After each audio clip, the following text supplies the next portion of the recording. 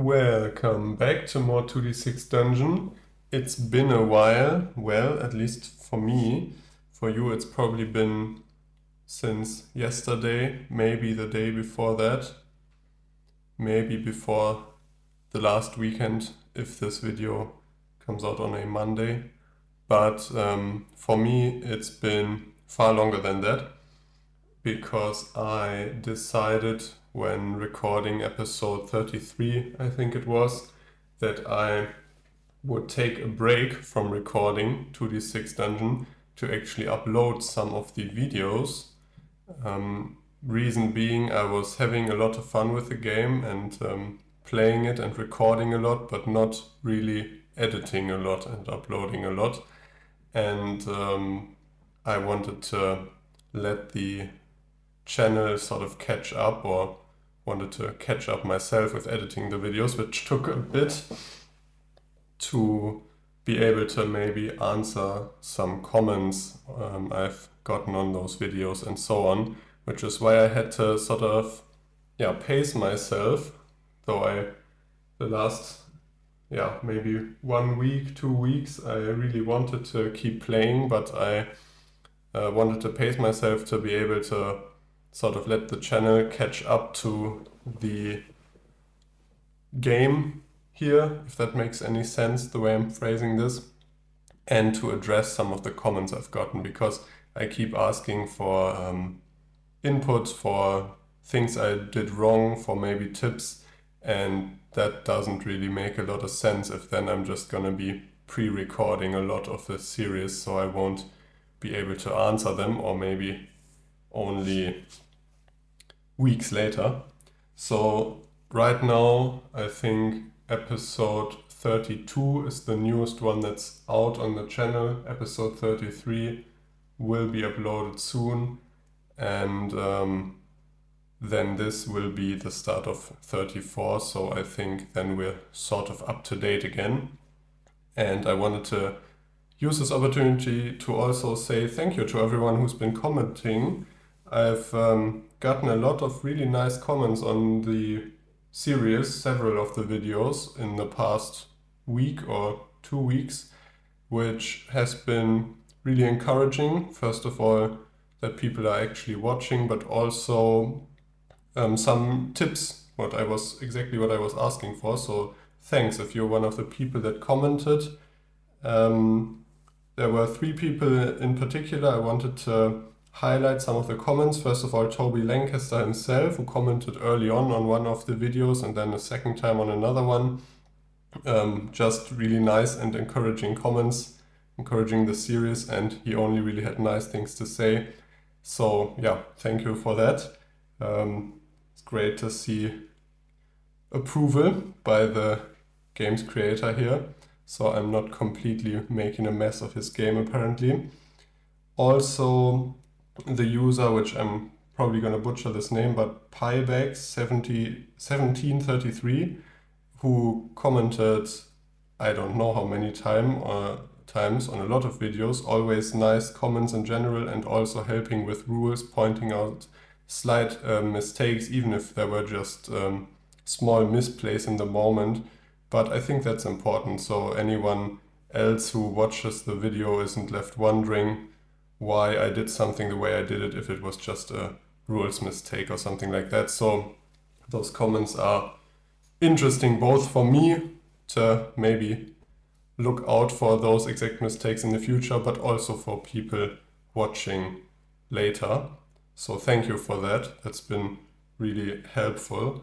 And also Dieter S., who watched the whole series up to this point, he said, and commented with one big sort of comment with several things, pointing out some rules clarifications as well. And some of the things I'm gonna talk about now have been pointed out by the both of them. So first thing first, several people pointed out the fact that I missed those boss rooms.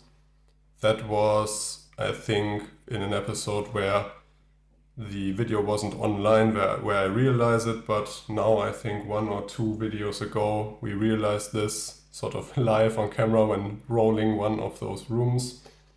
So I will be doing them from now on, and I've decided to not go back and do any of the earlier ones, because at this point we'd just be fighting against low-level bosses, and I think that would just be easy for us and maybe just a way to get extra loot from them without any real challenge, which it seems fair that we had an easier time due to not fighting them, but also don't get any of the loot. So I'll just keep it at that, even though it still sucks we missed them. But on this level, we know there is one because we rolled one earlier, then we were able to face it. So level 7, when going down to level 8 at the latest, will be where we will fight our first boss. So, but thank you for everyone who pointed that out as well. Then, one more thing, the whole herbs and herbal remedy system, I still had a bit wrong in the end, which was the fact that you can actually roll a d3 whenever you find Maleko leaves or any of the other herbs, is the way I understood it. And the d3 will tell you how many doses you find. So up until this point, if the text says you find some Dankoma stems, I just interpreted that as 1 dose, but that some is sort of randomized, rolling a d3, and you can get 1 to 3 doses. So that would mean we would have probably a lot more herbs at this point, because we do have quite a few just from collecting them one by one. And that also means you can be a bit more liberal with the herbal remedies, which is cool, I think, but I won't now go back and roll a load of d3s, and we'll just take the L on that one. And that's just a misplay that's a bit bad for us, but so be it, and we'll do it correctly from now on. Also, sometimes I think the text explicitly says 1 dose or 2 doses, so in that case you don't roll. Yeah, so that's that. And then the big one, the treasure question. I think I said this very early on, that I don't know if the price of the treasure items when you sell them is halved or not.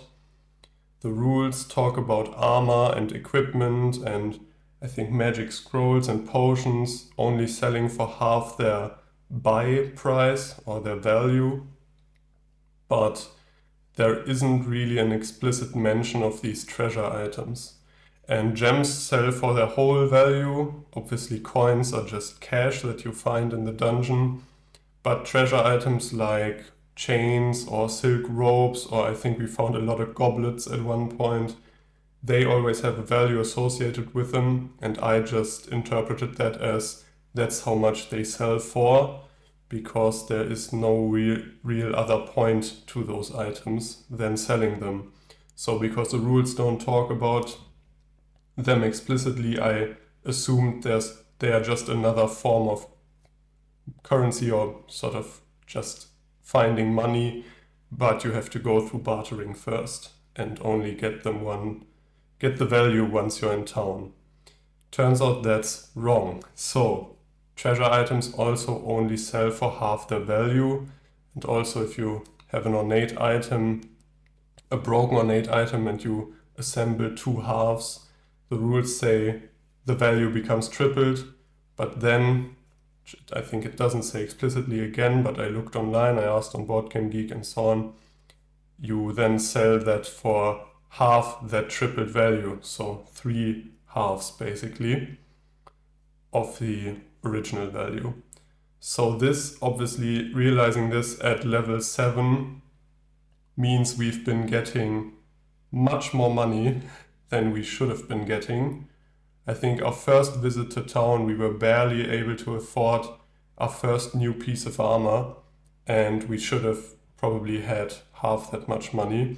Now mind you, some of our money came from finding gold directly in the dungeon, quite a bit of it actually, which that doesn't change that, but those treasure items I remember, I think at least once or twice, We had quite a big haul of treasure items, few of them gems, but nonetheless, where we just sold them for the full value.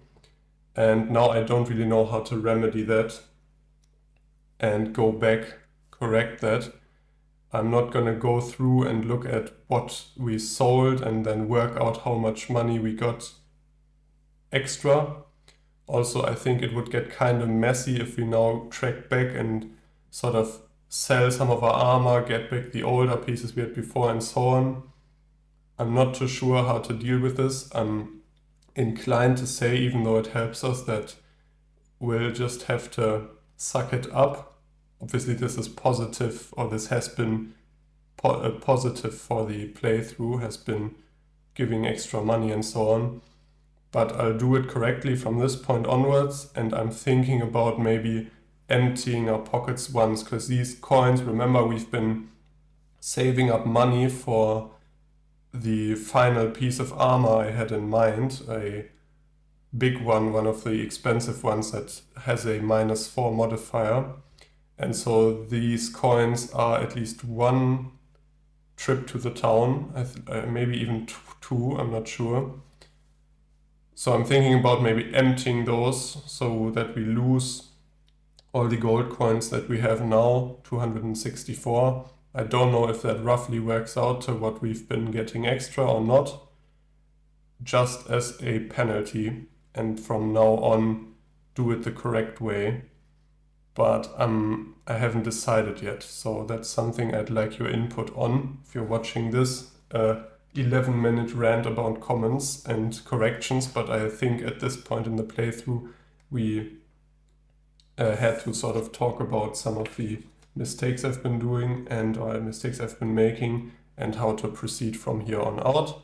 So again, that's my idea for taking some sort of penalty for that.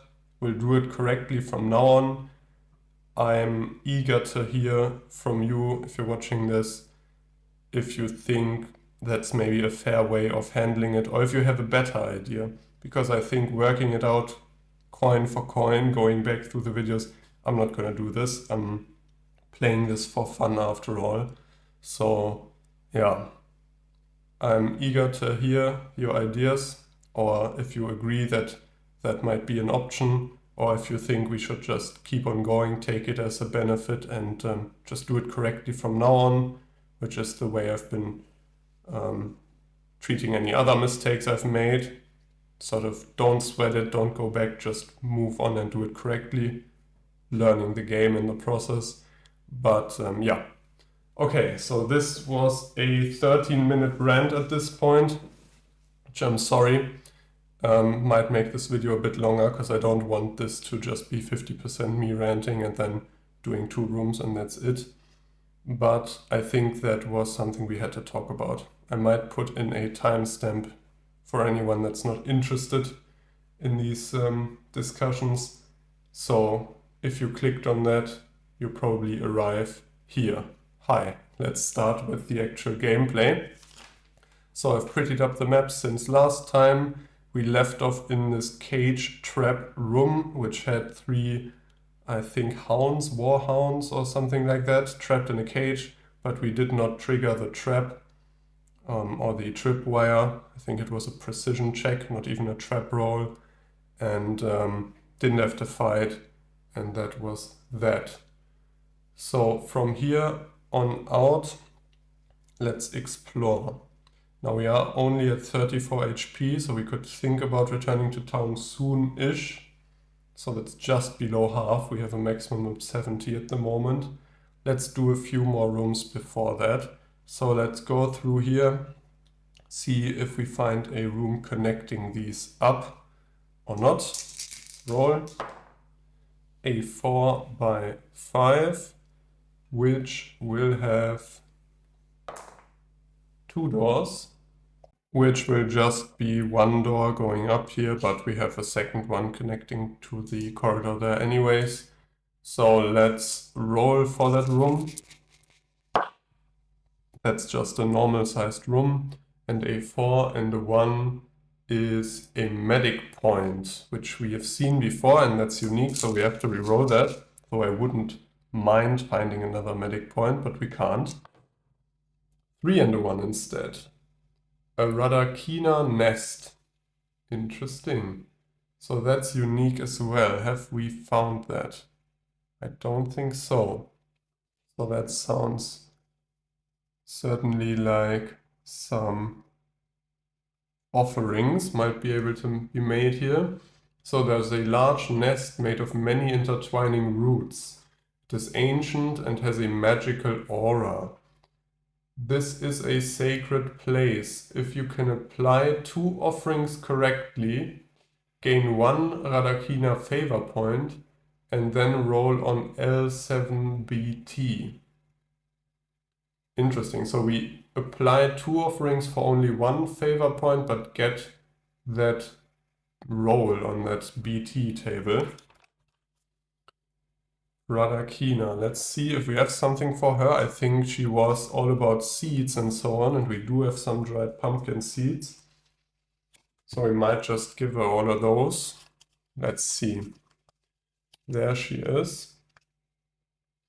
Seeds, roots, mushrooms, vegetables, acorns, and pearls. Yeah, let's just get rid of those pumpkin seeds. Why not?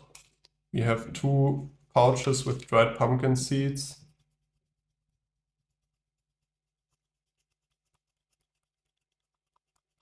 Which I've also been told I'm able to mix. Sorry. But we sort of started figuring that out on our own last few videos, and after making the potion belt, that I've been doing this a bit too complicated, so you could mix and match items that don't sort of, yeah, hurt each other, don't damage each other. You can mix them into 1 pouch, so we could have had those in 1 pouch. But that means we get 1 favor point, the way I'm reading this, but that's fine. We only need 1 anyway, so this is actually perfect. I didn't even look at our favor with her. So we've got full favor with her now as well. And now we roll on L7BT, which was it the blessing maybe? Yeah, blessed by the gods. I think that's where we got the Intuneric blessing from, possibly. I'm not too sure. As I said, it's been a while for me. Roll 2d6, that's an 8. A cool breeze washes over your skin and seems to have healing properties. Gain 10 HP, including beyond baseline, so like a gain health, but only 10. Oh yeah, and right, I was using the dice because the paper is so messed up. Yeah, perfect. So I said I wouldn't mind a medic point. We didn't find a medic point, but another room that ended up healing us. That's super useful. So we might stay a bit longer in the dungeon. And that's unique and has reinforced doors leading off from it.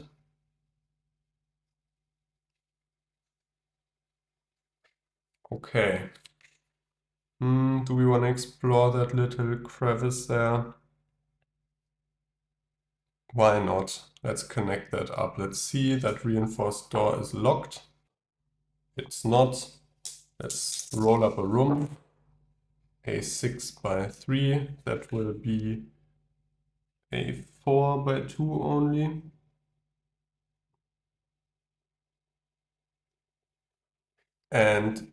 But that won't be a small room then. Okay, I was thinking it was going to be small, but 4x2 is just big enough to be a normal room. Let's roll. 2 and a 6. A shallow pool. Okay, so I think we have not found that yet, and that's part of a room sequence. Exciting. But so that's the last one in the sequence, so we have to start with the first one, which is the earthen chamber. Now we won't be able to find the second one, the shallow pool, in this sequence, but I believe, I'm gonna reread the rules, but I believe in that case you just put it into whatever normal room it is that you find next, even though they won't be connected then. But so this will in any case be the earthen chamber, which sounds interesting. This space has been lined with earth. As you step through the space, small creatures bite at you. And that's unique. Does not sound pleasant. You must fight the beast. No, I don't. That's the wrong room. Make a precision check 9 3 times. For every one you fail, lose 3 HP as the small crocs manage to bite you. Interesting. Okay, so this time is not 3 attempts at succeeding, but 3 attempts at failing, basically, and you can fail each one. We have a precision of +4. We don't have any potion or anything that would help us, so let's just hope.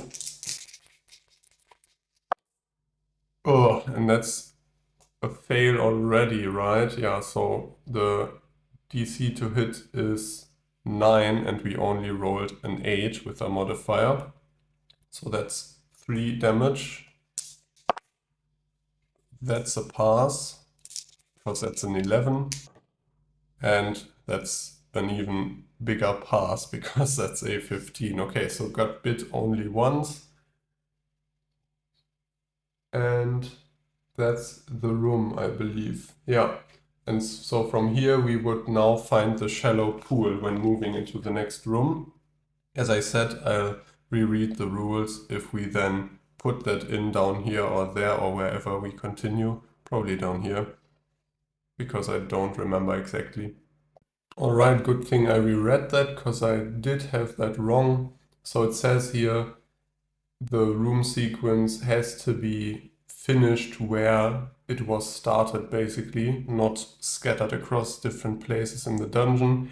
And if you just don't complete a room sequence, because you either turn around and move to another room and don't move onwards, or I guess in this case there's no way for us to move onwards, it just stays incomplete. And if now in the future we roll any room from that room sequence, even if it's not the earthen chamber but the second one, which I've forgotten the name of, we ignore that and we roll that, so we won't be able to encounter any of the rooms from that specific sequence anymore. So yeah, that's a bit annoying, because I'm guessing the second one probably would have held maybe some rewards or some loot. Like this, we just went through the first one and gotten bitten. And that's all, I believe. Yep. So that's it. Not great. Let's move down here through this wooden door, see if it's unlocked or not. It is. And encounter something in this wide open space. Ooh, and that's a double 1, which we have to re-roll. And that's still tiny. Okay, so this will be a 2 by 3. So we've managed to roll a small room despite rolling doubles. Great stuff, okay. Just like that. Let's see how many doors it has. 2. I have 1 going up and 1 down along the edge here. Just so we still have the opportunity to maybe find an exit or the option if we so desire. So this will just be a small room. Let's look for the level 7 small rooms. 2d6. A7 is a soiled space, and that will be room number 16 for us. 16. Soiled space. There is a small wooden box here. You can smash it open but lose 1 random favor point, and inside you find 2 items. Do we do that? Yeah, sure, why not? Let's do it. I think we can afford losing the favor. So we smash it, 1 random favor, so I'll just roll a d6 and whichever god it hits, we lose the favor point with. So a Meduva favor, not great, because that was one of the ones we had maxed out. But will survive that, will be able to recover. So we find two items. Roll on WIT1 and WIT2. Whatever that means.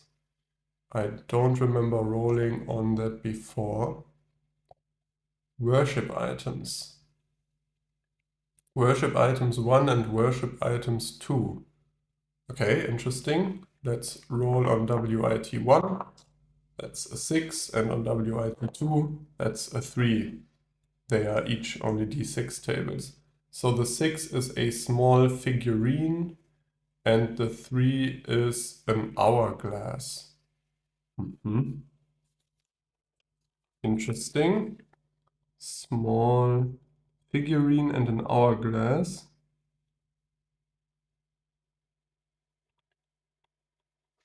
So are these some of the offerings, some of the favorite items, or what does a worship item entail? Glass. I don't think an hourglass is a glass orb, right? Forged metal.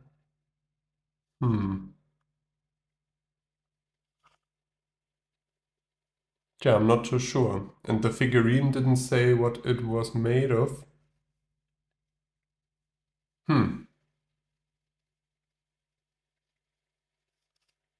Yeah, I don't know what those are used for, but we got them. And that's the whole soiled space done, I believe. It was just a small room. So let's continue to the left here, through the bottom archway. L3 by 1 corridor with no more doors. Ugh, don't like that. I wanted to have an option to look for an exit down there, and this way now I can't. So let's then move back and up through the archway there. 4 by 5. No, that won't quite fit in here. But again, that's really just because I'm making the rooms weird shapes and leaving always one space between them. Although actually it will, I just have to move it over by 1. Yeah. Don't know why I didn't think of that. So this wall won't have a door. Let's roll for doors. 3, which will only be 2. Maybe like this. And I accidentally crossed out the door there. That's fine. Let's roll for that. So that's a normal room. Double 5. What does that mean? So a double 5 is a prep room. Did we find that before? Seems familiar, though I always say that. Yeah, the prep room, the room number 8, and that's unique. Yeah, right, that's unique. Says here in the table as well, so we have to re-roll that. 3 and a 6. A scrap mound, which is also part of a room sequence. Have we found, and that sequence starts with the littered space. Have we found the littered space? I don't think so. So this will be room number 17. And I'll start noting them down here. The littered space. So that's what we start with. This room is filled with all types of trash and a range of rotten old logs, none of which are useful. Lovely. A smell grips you. Roll a d6 and add your discipline. On a 5 or below, you're overwhelmed and lose 8 HP. Ugh. So there's a slim chance of us losing quite a bit of HP here, just from the smell of this room. So to lose HP, we'd have to roll a 1 on the d6, which we don't. Smell doesn't even affect us in the slightest bit. So we rolled a 6 plus our 4 discipline is a 10. Yeah, so that doesn't concern us, and that's the whole room, which is unique as well because it's part of a sequence. And from there we continue to the scrap mount, which is the one we rolled earlier. Let's maybe go to the left here. So that'll be a 2 by 4. I think I'll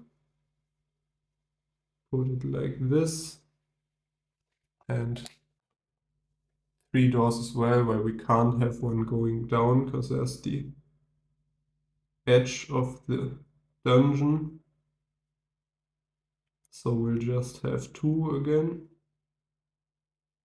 like this. And this will now be the scrap mounts, which doesn't sound too promising either, if I have to be honest. In the center of this room is a large amount of rotten matter. Ugh. From it bursts a huge vibrolect.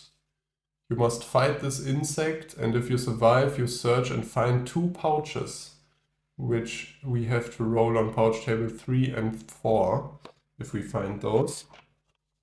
A vibrolect. Give me a quick moment. There we go. So the vibrolect looks pretty disgusting and has 60 HP, which that's quite chunky, and doesn't drop any treasure, but we would find pouches. So let's look at the interrupts here. Carapace strips on 1s and 6s, primary ones. So our sharp pummel is already weaker by 2. And whipping arms on secondary 3s and 4s, which that does not affect any of our dice sets. But so the sharp pummel being weaker by 2 means all of our all of our maneuvers do the same damage due to this interrupt. So they are all d6 plus 7. Sorry, that went out of focus there. Yeah, so the autofocus still not my friend here. Okay, so at least only the weaker of the 2 interrupts affects us. Still annoying that our pummel is debuffed again. And the attacks, the multi-lash, 2d3 plus 3 damage. Okay. We have nothing that protects against it. Again, those primary 3s. We're really missing the primary 3s on our armor. But we will be able to use our belt rune once against that. And the electric zap, we do have our gauntlets to protect from that. 2d6 damage, which will then be 2d6 minus 3. And a special attack, deduct 1 HP per round, cumulative. Okay. So that means if we got hit by that once, we lose 1 HP each round. And if we get hit a second time, we lose 2 HP each round. And so on. So this is almost like a status effect in other games where you might get poisoned or whatever. So this is electrical energy apparently. Sadly, nothing our fire amulet protects against. So I am guessing, yeah, and also, yeah. So I'm guessing if it has access to both, we probably have to shift up to the electric zap, because that sounds much worse. Yeah, not too stoked about this enemy. Okay, I've put in the 60 HP, and this will be combat round 1. I think all we can do, I just had a look, and I don't think we have any throwing weapons. We don't really have any offensive potions. We only have healing and resist magic and so on. I don't even think this is a magical maneuver, because it just says, oh, it probably is charged with electrical energy from the faculty orbit of magic. These giant insects have burrowed upwards from deep down. So we might be able to use the resist magic to successfully resist 1 electric zap. Now again, the question is, when do you drink that? Does that mean I just drink it at the start of combat and then the first time it uses the electric zap, I'll resist it? I assume that's the way that works. So is that worth giving up one of our turns for one of our attacks. Huh. So I think let's do it because we've been holding on to this. So we will, with our first attack, to drink the potion of resist magic, which will also give us a potion bottle, as has been pointed out in the comments, and I don't know if I talked about it in an earlier video as well. If you drink potions, you get the empty bottle to keep, which I have not done for the most part of the playthrough. And so that will just mean we miss our attack, and now the first time the electric zap hits us will resist the attack. Ignore the maneuver, it says. Okay, let's have the Vibrolect attack us. 5 and a 3. Also, its dice sets are 3 and a 5 and a 6 and a 1, and it has 3 shift. I didn't stress that earlier. So 3 shift is nasty. And actually, this will be the electric zap immediately with the 3 shift. So I guess we ignore that now. So we missed our first turn and it missed its first turn. Sure. I'm not sure if that was worth it or not. Let's attack ourselves. 2 and a 5, which will be a maneuver. Violent cleave, why not? Because these all do the same damage, so d6 plus 5. And that's just a 2. Oh no. Okay, so 7 damage there. And I accidentally did 8, I think. Yeah, give it 1 extra HP back here. And that's gonna be the turn. So if we're doing d6 plus 5, so what's that? An average of maybe 8.5 damage. The 60 will take quite a few turns. And I'll have to see how to keep track of how many times we've been hit by the electric zap. At that point, it rolls a 6 and a 2, which can easily be shifted to a 6 and a 1, and that's that electric zap. So 2d6 damage.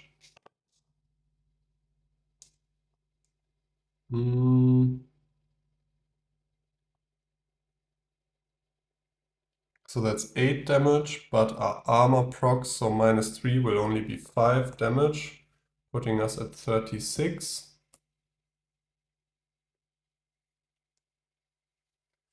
And now we take 1 HP per round, as I understand it.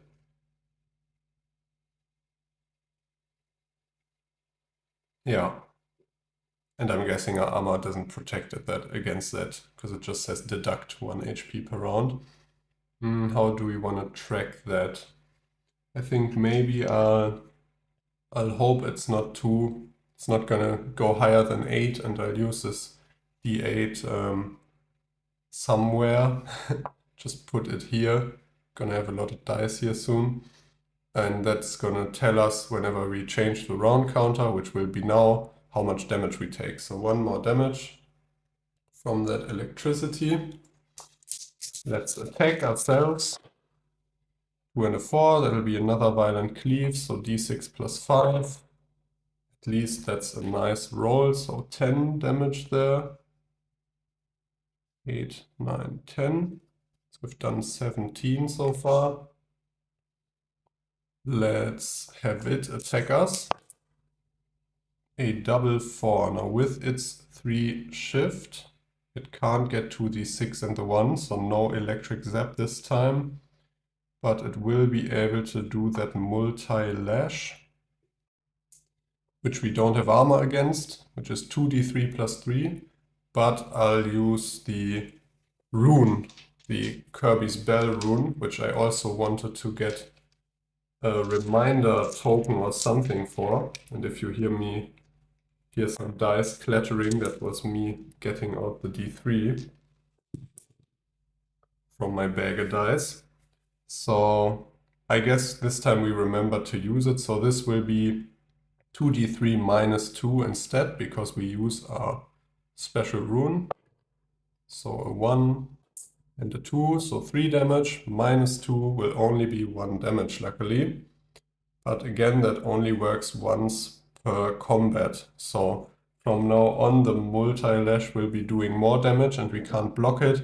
And the electric zap is only getting worse as well. So these aren't great prospects right now. At least we're still at half HP roughly. Yeah, so let's go to round 4, which means we take another 1 damage from that electricity. And we get 1 bonus shift. Sorry for all of these extra dice here. So I think I might change that out. So the electricity die is now the yellow one. It's nicer to see. And this is our usual 1 bonus shift starting in round 4.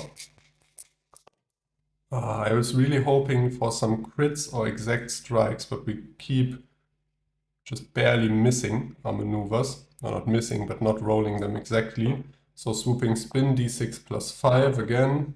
That's 9 damage this time.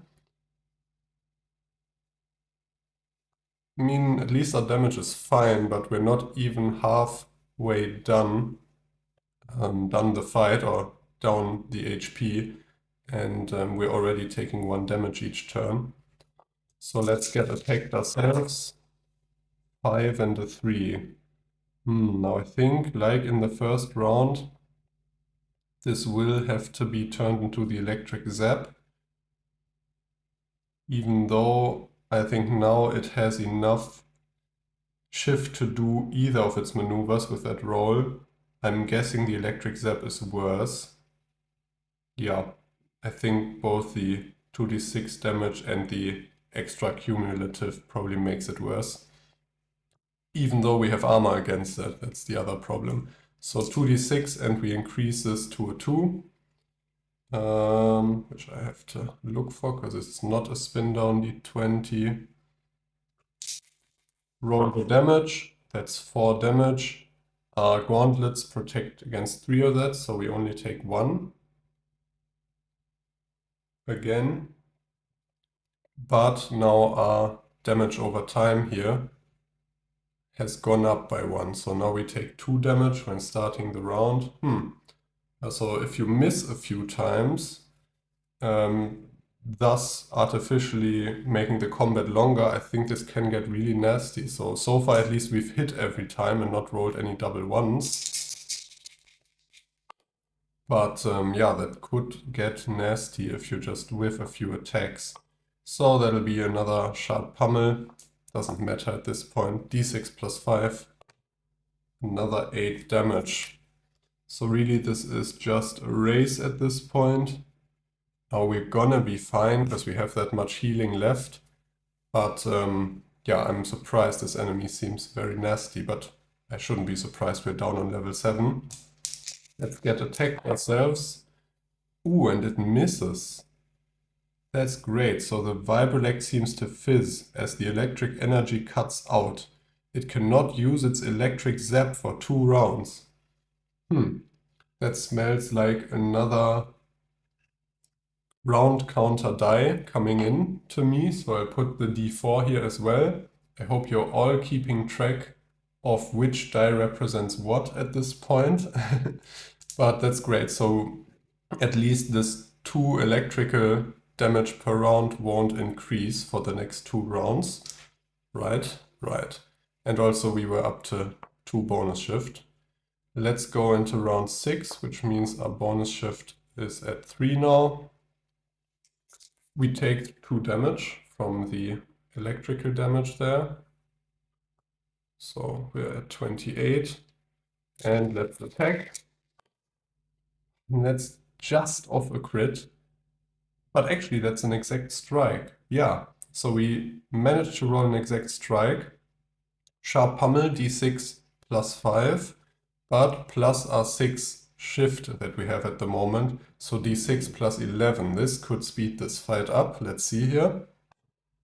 Yes, and that's a nice roll. So 16 damage in 1 sharp pummel. Not bad at all.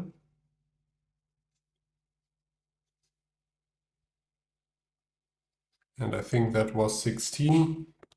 And now it's got, what's that, 10 HP left. That sadly will be a bit harder to do in one attack, but let's see. We get attacked ourselves. It rolls a 3 and a 2. It can't do the electric zap, so we have to go for the multi-lash.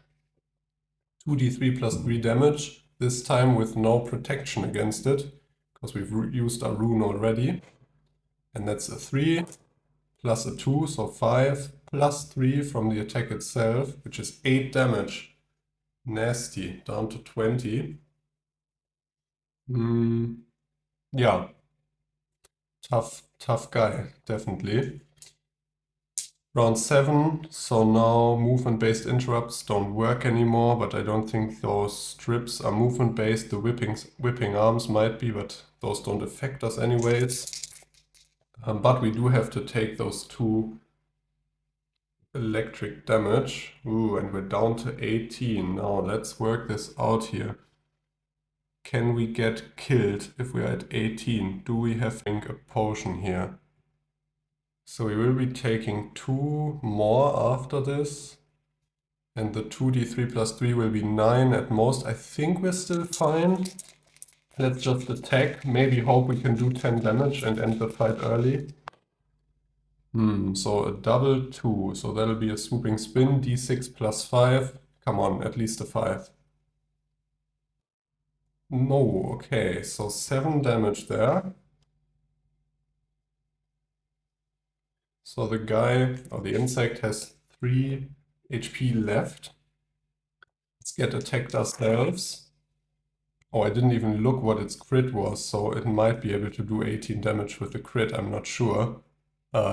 Yeah, so that would have sucked right then, but at least it didn't roll it. So this is very close to the electric zap, but it can't use that, remember? It didn't decrease this, but it can't use that this round still. So let's try. It's got 6 shift. Can it get to the multi-lash? So if it uses 4 shift here, and then it's got 2 left. Yeah, so that's exactly enough to get to that attack again. So 2d3 plus 3 again.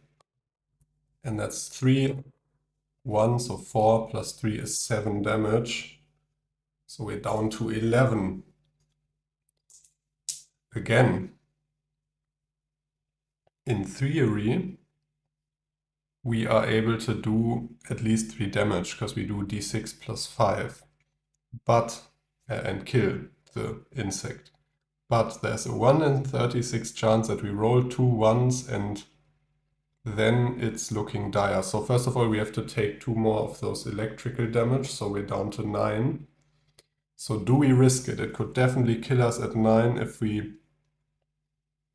now roll a miss. Nah, that's so unlikely. No way. Okay, let's just attack. Whew. So 6 and a 5, or 6 and a 4, and we'll turn that into a 6 and a 5. d6 plus 5 damage. Yeah, so that's 9 damage. Maybe shouldn't have put it on the line there, but it worked out, so I feel vindicated. That was that fight. Nasty. So we're left at 9 HP afterwards. Whew. And it doesn't even drop treasure. So that's the Vibrelect.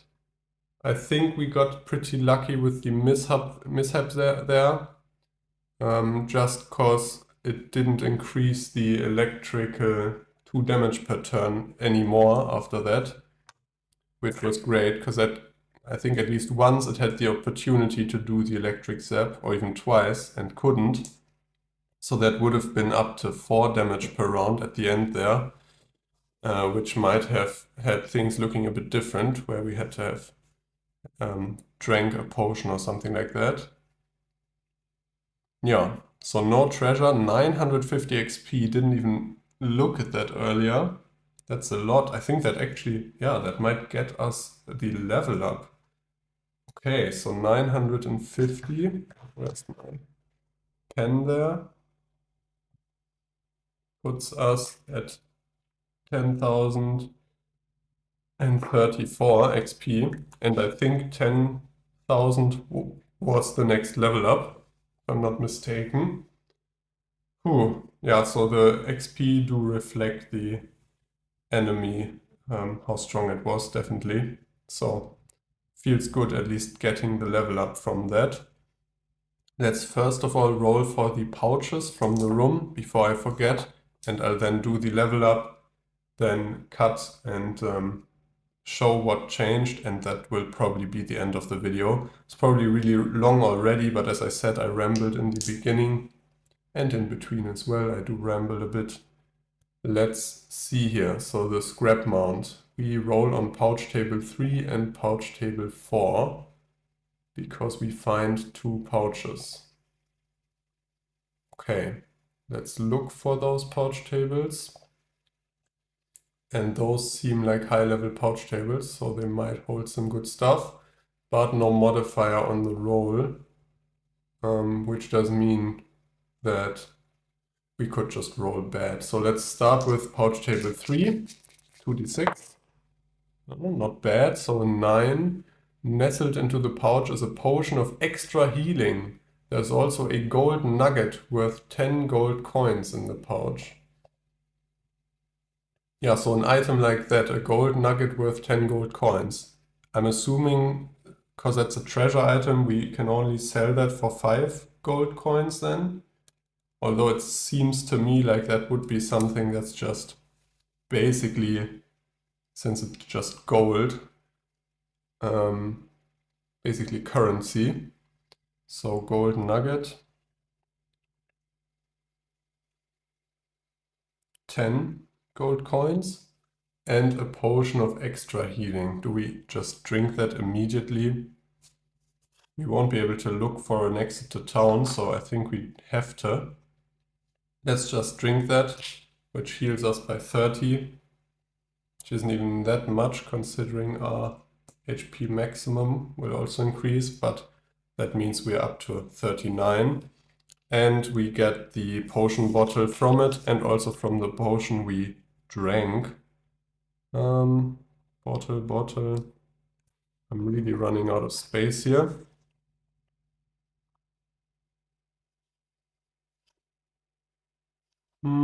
Maybe down at the bottom here.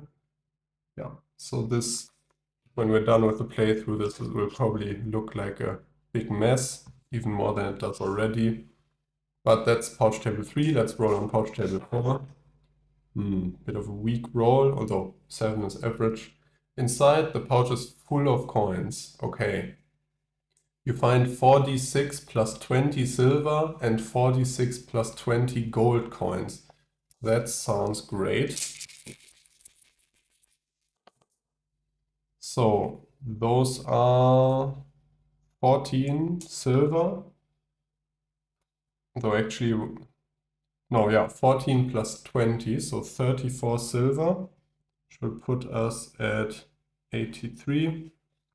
And 46 gold coin. Wow, I think that's a high roll. Yep, 18 plus 20, so 38 gold coins. Great stuff. So that will put us at 302 there. Nice. Oh, okay, so do I keep those or are those deleted as well? Depending on if I keep the... I'll have to figure that out after I've uploaded the video and looked at some comments. Yeah, don't know. The whole treasure situation is still a bit up in the air, but can't hurt us to find more gold. And then we also get the 2 pouches, which at this point I am probably not gonna keep because we have so many and we learned we can mix things. Probably already got too many pouches.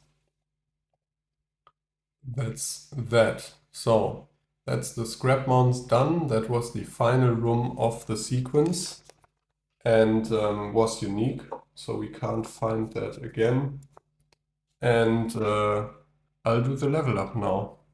See you in a bit.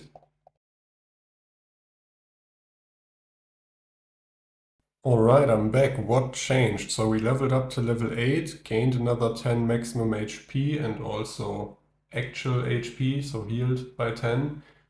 Then discipline increased by 1, so an adventurer at level 8 has a shift of 3 still, and a discipline of +4 and precision of +4.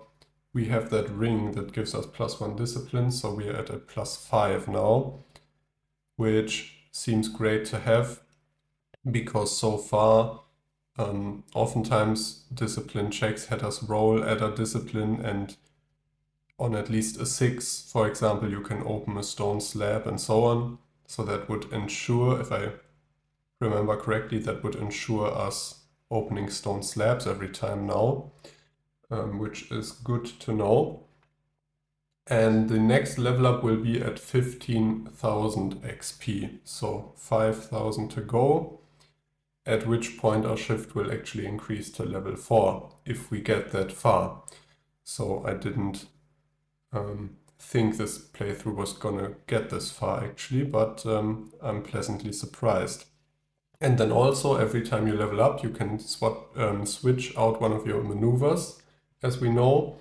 And we haven't last time, I believe, because I was happy with our maneuvers.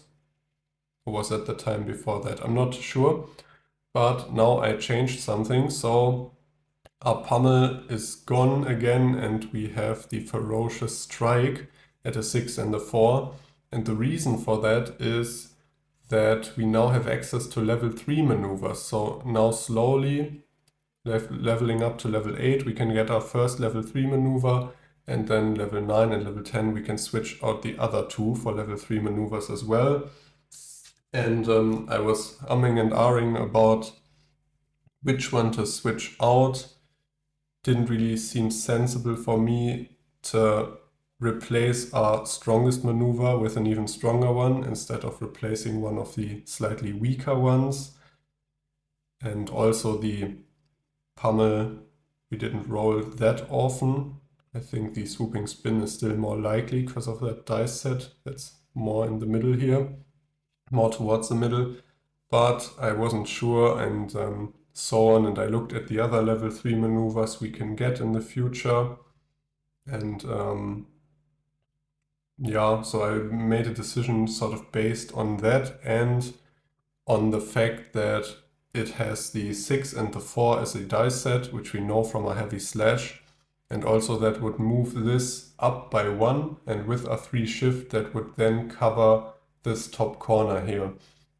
And I looked at replacing maybe the swooping spin, but the replacements that had a similar die set, because of course we want to keep it covered, didn't do that much more damage. I think like d6 plus 7, so like our sharp pummel. And yeah, they're far stronger, at least damage-wise, level 3 maneuvers, which I wanted to get one of. Just the reason I've left this blank here, because that's the big reveal. The ferocious strike actually does 2d6 plus 9 damage, which seems insane. And I just thought it'd be kind of boring to upgrade one of the other ones to d6 plus 7. Especially if that moved the dice set around, sometime another open space up here would have become available, so actually our chance to miss would have increased because the dice sets have more overlap. And so this way we now cover this space as well, so the only way we miss is if we either somehow get a shift penalty or if we roll the double 1. And we have that option of doing big damage, and last fight we really noticed that just doing d6 plus 5 every round will have the fights going on, I think 7 rounds or what it was at this point, because there are some really strong enemies. And yeah, I also made a new little helper card here with our maneuvers. It's even smaller than the last one, and I hope that shows up fine on camera.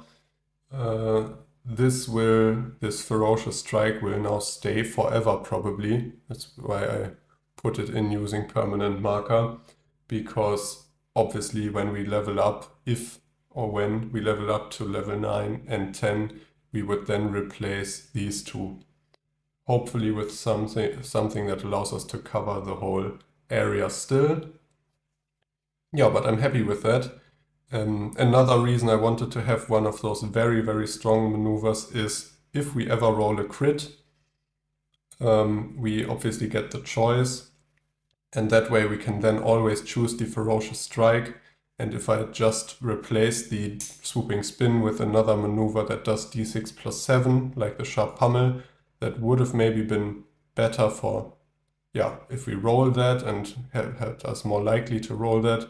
But if we then roll a crit, that is still our best option like it was before. And so like this, our crits got better as well, even though obviously crits are quite rare. I want them to be fun and feel good and do tons of damage. So that's another reason I put in a big maneuver there. And that's the way we've been running this from the beginning with the 6 and the 4 from a heavy slash, where I think in the very first episode I said I chose those maneuvers because it's nice to have some that do sort of average damage and you roll often, and then some that you maybe roll a bit less often, but if you do, it's very sweet. And actually looking at this table, we do have quite a few dice rolls that allow us to do the Ferocious Strike, so I'm excited for that. Okay, so that will be this episode. So we leveled up, we fought a nasty monster, or had to fight it for that level up. Still didn't return to town. I'll hold off on playing any more here and see if I get any feedback on the whole coin and treasure situation. And if I don't, I'll probably stick with what I said and just delete the coins we had at the start of this round, so the 264 and 49 silver. I'll probably keep the ones we just got then, because that's cash, that's not treasure. I would be happy to hear if you have a suggestion, either for that or for any other game, technical, whatever, rules question. I'm always happy to read comments and respond. And yeah, this whole video series so far has been a cool opportunity to chat with some people about the game. So thank you for everyone who commented again. Okay, now this has probably gone on quite a while. See you next time. Till then, take care. Have a nice day. Bye bye.